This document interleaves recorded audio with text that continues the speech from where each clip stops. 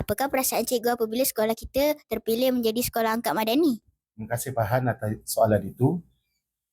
Pada pandangan saya sangat gembira lah apabila sekolah saya iaitu SK Batu 4 terpilih sebagai sekolah angkat madani. Ini adalah satu CSR bagi syarikat YTL Corporation menjalin hubungan strategik dengan sekolah kebangsaan Batu 4. Dana ini dapat disalurkan bagi membantu guru-guru dan juga murid-murid mencapai objektif pembelajaran.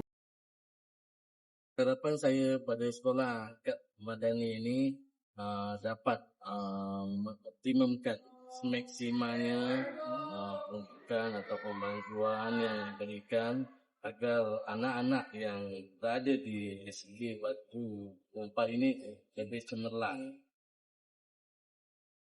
Saya Siti Ramsya binti Basri, wakil daripada ITM Industri Multi Production Dewan Berhad.